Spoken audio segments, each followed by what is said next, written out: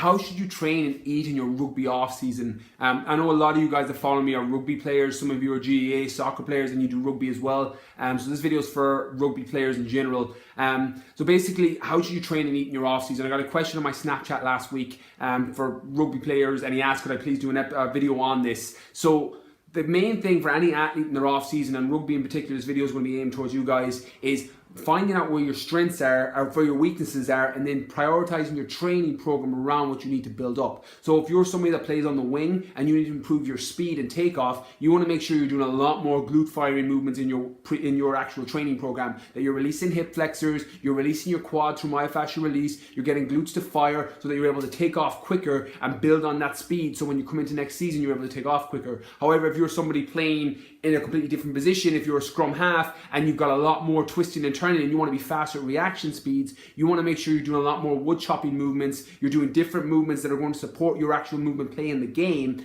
And if you're someone that needs to build up strength because you're able to get knocked off the ball too easily, you're going to do a lot more powerful movements, maybe a bit of a strength phase, more explosive slow negatives with explosive positives on bench presses, military presses, overheads, focusing on your compound lifts.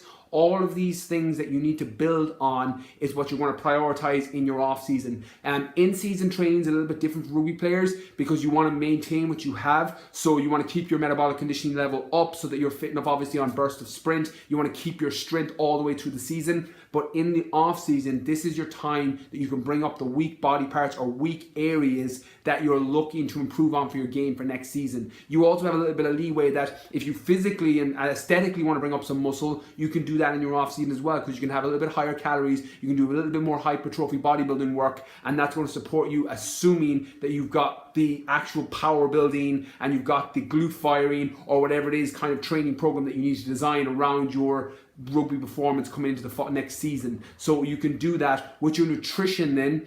Again, it's going to be very much down to your specific goals. If you're looking to bulk up and get stronger and actually fill out and get more size, you want to make sure you're eating a good calorie surplus. So if your maintenance calories is 2,500 and you find it really hard to put on weight, you may want to go to 4,000 calories, 4,500 calories. One little hack that I use with my rugby players in my rugby lean body program is shakes. So you make your own shakes that are 1,000 calorie shakes that you can use as snacks during the day. You do that 2-3 times during the day. That's 3,000 calories, and then you just eat a couple of more meals on top of it, and you can massively bulk up in your off season with the right training program. However, if you're somebody that's trying to get faster and lose body fat because you put on a lot of excess body fat during the season, you want to scale back so you're in a calorie deficit or at your maintenance and getting a deficit from your training. So again, there's going to be a little bit of a combination of the way you want to look, which is again is important for the majority of players. Some people that are playing high end and don't care how they look, your training program is going to be key, and then you just want your nutrition to fuel your workouts and fuel your recovery. For somebody that's looking to change the way they look and improve recovery, you want to again make sure that your training, supplements and nutrition are all geared towards that. So for example, in the rugby version of my lean body program,